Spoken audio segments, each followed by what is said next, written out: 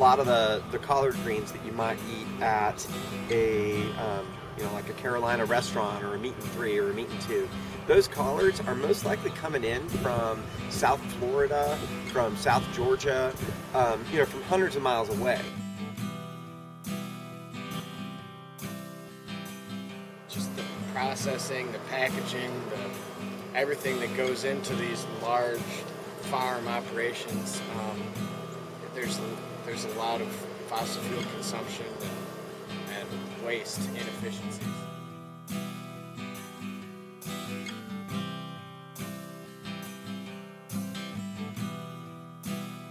To avoid the inefficiencies caused by the industrialized global food industry, nonprofits like Feed and Seed have popped up to help. I'm Celia Castellano, social media expert for Feed and Seed, and this is my boss, Mike McGeer. He is the proud owner and operator of Feed and Seed, a unifying nonprofit that connects local farmers to restaurants, schools, farmers markets, and so on. Here's a little bit more about what they do.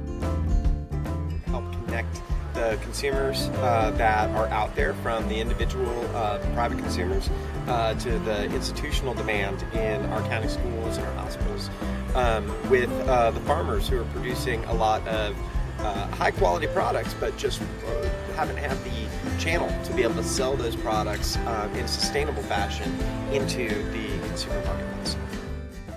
Local farmers don't know who wants their product, and local buyers think they can only get their food from large supermarkets. So we at Feed and Seed form relationships with the farmers and the consumers to shorten the food supply chain overall. These local businesses also told us why connecting South Carolina farmers to South Carolina buyers is so important. The nutritional value decreases, the longer it goes from being picked to being eaten. And it's very important for us to come in one with the seasons, to be able to use what's at our hands, not try to be unrealistic and reach for things that aren't available to us.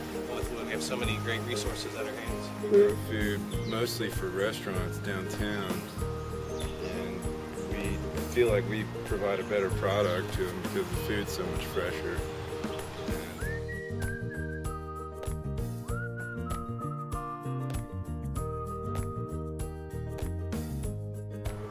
It basically gets harvested and gets into a bulk package and gets delivered to the restaurant. So it's fresher, so it tastes better, and it's more nutritious. And two, it doesn't have to be traveling all those different distances. It's going to take hundreds and hundreds of new and emerging farmers on a regular basis to be able to really carry us forward into the future. If we want to see sustainability become even a bigger phenomenon than it is today, then it does start with our kids, But nowadays, there are many obstacles stopping people from wanting to become farmers.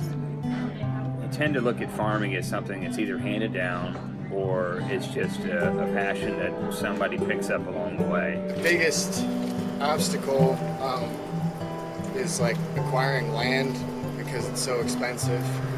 So it's really hard for a lot of people to get into it, even if they're interested, and then just to work 12 to 16 hours a day in the hot sun and in the rain and the snow.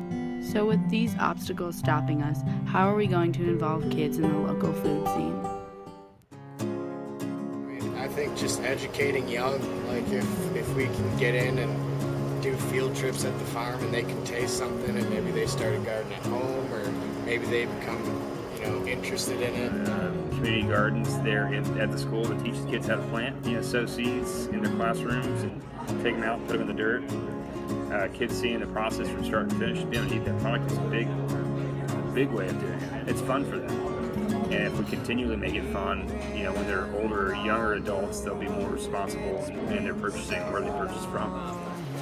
If you're not educated in something, you don't feel comfortable with it, and you get stuck in a routine. And to kind of open ourselves up to local farms and local food, we need to know what to do with it. We need to know how to choose it. We know where and when to find it.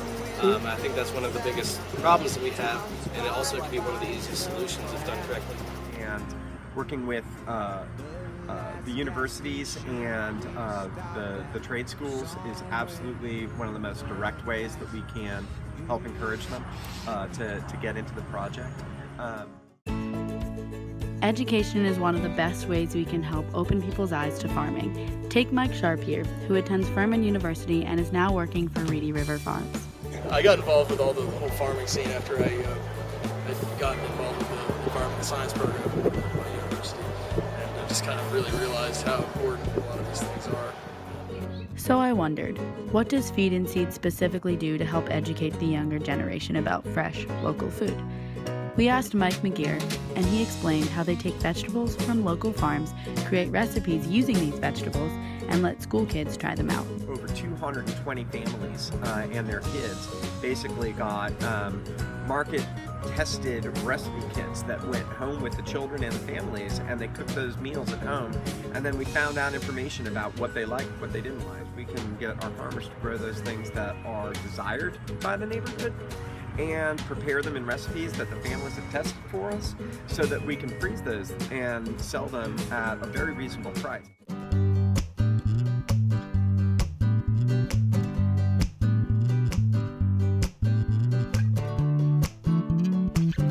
The life cycle of the farm is good for the environment, good for the economic impact, and good for jobs.